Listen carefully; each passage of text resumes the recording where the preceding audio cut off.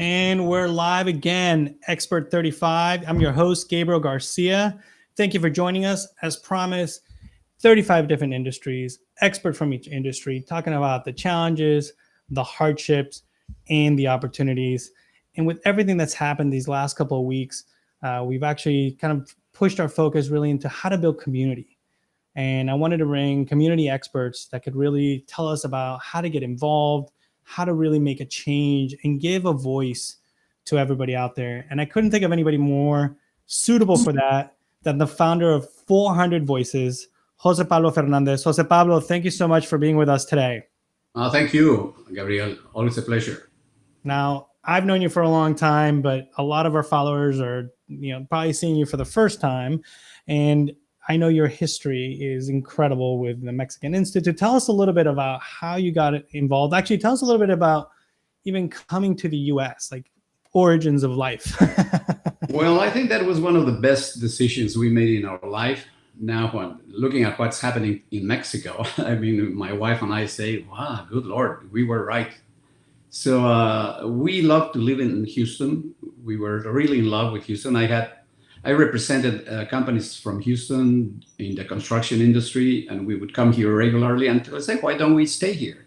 Mm-hmm. So we came here, and as an immigrant, it's not easy. You have to invest if you want to get a visa, working visa, and become a citizen. So you have to spend a lot of money. It's not cheap. Unless you want to come under the radar, which somebody offered that to us and said, no way, it has to be clean and perfect. So we came here in 1998, and in 2000, I was invited to the Mexican consulate for the Cultural Institute of the Mexican consulate, which was so boring, really. And then I had the idea, because my contacts with the Monterrey Tech, that we could provide education to the Hispanics here. Right. And we started with one, what was called Community Learning Center. And then a second one, and then a lot. And then it was time to become an independent organization from the Institute, from the consulate. Mm-hmm. And there was a lot of opposition from the Consul General and the other people, the board of the Mexican Cultural Institute. I said, there's no other way, because if we want to really have success, we need to be independent, and we need to own our own money, the grants. Right. And it became an interesting proposition. We created the Mexican Institute of Greater Houston. Mm-hmm. And by that time, I became an Ashoka Fellow. And later, the Manhattan Institute gave me an award because we were doing something great that nobody had done. And then the Purpose Prize. So at that time, I said, I had some differences with the board. They just wanted to stay in Houston. They wouldn't let us to go to San Antonio or Dallas. And I said, this is incredible. We have to go. Right. So I parted away and created this different organization, Community Centers Association, which then became Parents Alliance. Mm-hmm. And then we went to New York, to California, Chicago, many places. And back then it was computer education, right? You're trying to help computer education for the moms, basically. 99.99% of the students were moms, because the parents are working. So it has been only months. And then in 2016, I was not happy with what was going on, and I created 400 Voices, because Hispanics need a voice. Mm-hmm. There is no. What do they gain from learning to use the computer? It's like learning math or learning how to use a phone. You have to do it. But if you don't have a computer, then you have a cell phone. So I say, there's something wrong here. So let's do it in a different way. And they created 400 Voices, so that the number 400 in the Aztecs and the Maya population meant a lot, like infinite. So we need 400 voices, meaning we need a bunch of voices. Everybody's voice. Everybody's voice. And even our logo has this little things that the Aztec used to mean, like you are talking, like, yeah, those ones, color. Those mean people are talking or singing or something. We need those voices. And in the communities that we have served, voices are never heard. Hispanics sit at the end of if they are invited to a meeting, they sit at the back, they don't ask questions, and they are never part of the conversation. Nobody hears their voices. And that's what we're trying to do now. We're working to provide education to the parents, but helping their kids go to college. And when I say college, I mean community college first, because for our community, that is the best option. Go to a early college if possible, or go to community college and then continue at a university. Otherwise, it makes it very difficult. Well, and I think it's so important, right? The fact that the education is going to have a big impact. So one of the big set points is you were serving the Hispanic families on site. And actually, we have a little video, so I'm going to play that video as we're talking, because this is pre-COVID, right? And you would actually go and create these groups, right, on at the schools. So tell us a little bit about why that's important to have the parents and working together. Tell us a little bit about that. Too loud. It's too loud? Oh, you can hear your music? Yeah. Okay. Too loud. Perfect. Well, part of the model of education that I have developed is that you can read something. But if you're going to read something to study it and so that it can be helpful to you, it's much better if you do it as part of a team. And that's what parents have told us now. In a team, what you don't know, the other guy knows, and he helps you or she helps you understand it better than the teacher, because you are in the same level. So group formations are great for learning. Mm-hmm. And if you create groups, and then you can provide education in a better way with more impact. And that was when the mothers went to school. But now we have to do this online. And online, it's a terrible difference. I mean, it has a lot of problems, because to begin with, the mothers are not present. And, the Hispanic community needs something joyful. You have to tell them not jokes, but be funny at times and catch the idea of what they're saying. It's not serious. Cannot be serious. It has to have humor in it. Right. We have to make light of the situation to let people get more and more involved. Yeah. And then they work in teams, then they understand. And the most important thing is write it down, mm-hmm. to act upon it. If you write it down, then your brain starts working again. Right. And that's what we're trying to do now. We have almost every part of our platform has a blog where they can write whatever they want. And that is a hurdle, and that's something that we've been helping you with. We've been supporting in the whole process of, we realize Hispanics don't have computers at home. Their computers it's their phone. Yep. And to be able to turn 400 voices into the Packmobile, where now it's all accessible, it's free, and it's on their phone. It's so interesting. I've got a question from Greg. Greg says, what can be done to change the systematic inequalities in Hispanic and minority education? Yeah, that's a very good question, because there is a lack of equity. I mean, there's no equity in the education. Mm-hmm. You have to provide these programs to all middle schools and high schools in the Hispanic community. And that's why how you can get the equity, because equity means giving everyone what they need. Right. Not, you don't give the same things to everything. That's equality. But equity means you have to give these guys more, because they have a disadvantage. They don't speak English, their moms. They have never been to college, their parents. Very few. They're all first generation, right. And that experience is lost. Mm-hmm. And that is a very important experience. Well, and that, giving them education, this is what happened to me. I came to the United States, right? I went to college. I had that support from my family. And that education has allowed me to do what I'm doing, to know and trust the system, and knowing that just because I raised my hand, I'm not going to be jinked. I'm not going to be called out, because that's really a Hispanic community issues, where we always try to tell each other, like, oh, don't stand out, stay in the crowd, mm-hmm. right? So one of the questions we have from the crowd is saying, what is the one thing that could completely change the trajectory of the current situation? Is like, how can we help Hispanics have a voice? I love the idea of motivating them to go to school, right? And stay in school. Do you know of other ways that we can say like, hey, look at us, right? You know, I'm Mexican and I'm proud of it. I'm saying like, speak, you will be heard. Yes, but there's a lot of fear in the community that some of them are came undocumented, Mm-hmm. and that's difficult to overcome, you know.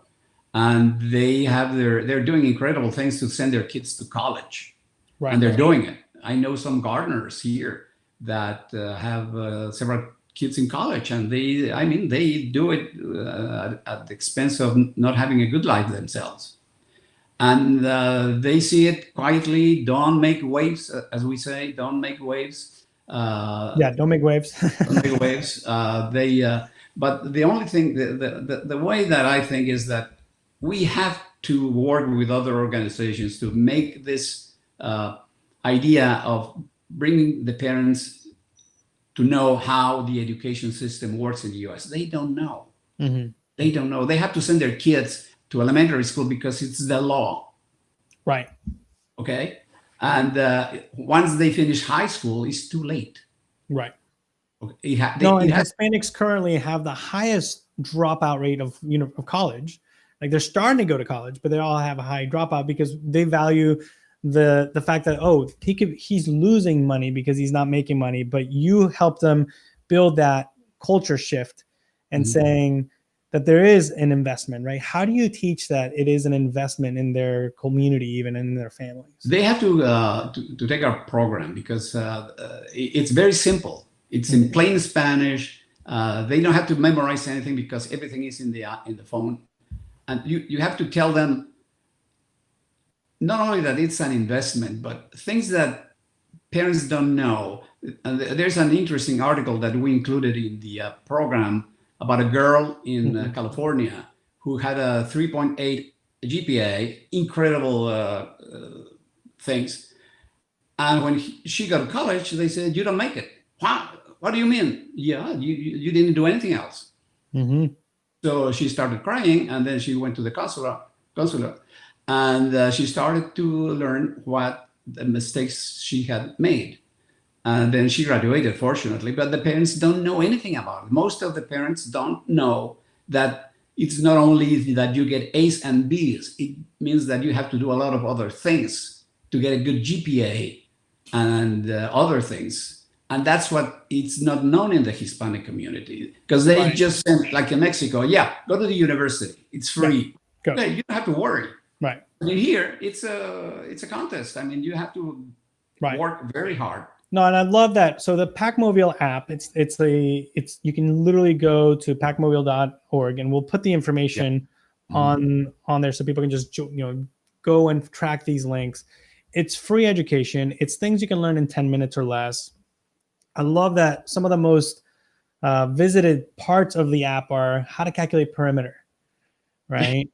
Why is the road to college now is so popular? Because you were working with Precinct 2, right? Like, tell us a little bit about like Avalos. What are some of these schools that you're working with? We're trying to work with early colleges a lot. I wish we could have a lot of early colleges, but we also have middle schools and high schools. We don't even think of going to elementary school. It's too early. It's too early. Right. But kids who really want to college, we have been in some high schools, and they tell us, well, they don't come to find out about scholarships, for example. And we have been including more information in the program about scholarships because they don't know how to do it. They don't know what FAFSA is. And if they know, they have troubles working on that. So there is not one single thing that we have to do. We have to work very hard to convince parents that education is an investment, of course, but that they have to really do something themselves to help their kids. It's not that they don't want to. The thing is that they don't know how to. Right. I've got Jennifer Johnson's asking, what's the best way to support 400 Voices, Jose Pablo? There's two ways. One, basically, donate. But the other one is put us in touch with community colleges. I mean, with early college high schools, with high schools. We would love to partner with other organizations so that we can go together. That's I think that is the best thing that people can do to help us. Donate and then put us in touch with, for instance, Avalos, which is an incredible school. I have friends in the Lone Star College for many years, and Anna Barelli, she put me in touch with Avalos, and then we've been there now, and that's what we have to do. And the same, not only Houston, I mean Texas, right? Texas. Well, and the reason this is important is because you've done the study, right? The Hispanic population is going to be one of the largest, populations in the United States. What were your findings on that? What was the question? What were your findings on that population, right? The Hispanics are growing.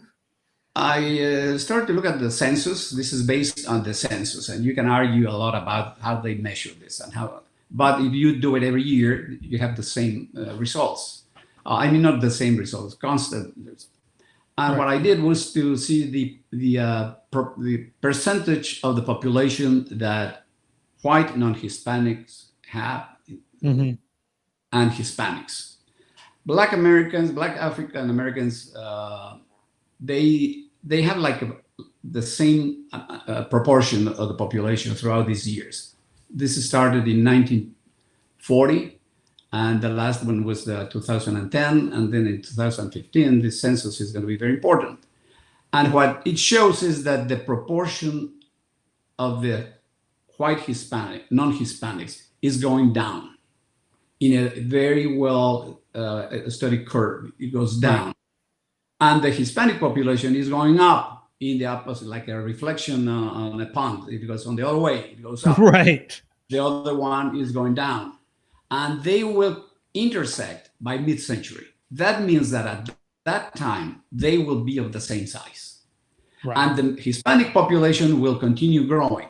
But the problem is not that. The problem is that for example, individuals that have between 25 and 39 years of age who have a bachelor's degree. Asians have 63%. Right. Hispanics at the lower bottom, 15%. Right. So it's so important. We're going to be the largest population. Yeah, it doesn't make sense. And if we're not pushing this education, the U.S. is going to be moved more and more towards an uneducated group that can't give back to society. And like Hispanics can give a ton back to society. I'm actually going to put this up real quick. Jennifer is telling us that she knows college counselor Judge Judy Young. So appreciate putting her in, Jennifer. We'll definitely reach out. I'm going to put Jose Pablo in contact with Judy Young. She's been one of our other experts. Okay. She's got great connections in helping children, and especially high school students, get to college. And she loves working with at-risk population as well. So thank you, Jennifer, for putting her a little shout out for it on there. Jose Pablo, the trajectory that we're going in is so important. The work you're doing in helping everybody have a voice is super important. What are 3 things that we can do now? Like, how can we be actionable and help the Hispanics now? Well, as I say, there has to be education of the parents. That's basic. That's a number one basic thing. And I think the government in Washington should be providing tons of money for this, because this is the future of the country. Like it or not, there will be more Hispanics than white non-Hispanics. It is shown. It is what is happening. And there are incredible reports about this. So education of the parents is number one. Number two is letting it know that we exist. That's for us, it's tough sometimes. We have to provide information to other people. So important, Jose Pablo. I think it's so important to be able to build this community. I love what you've done for the Hispanic population. I've known you for years now. It's so timely and so great having you on the show because you do give Hispanics a voice.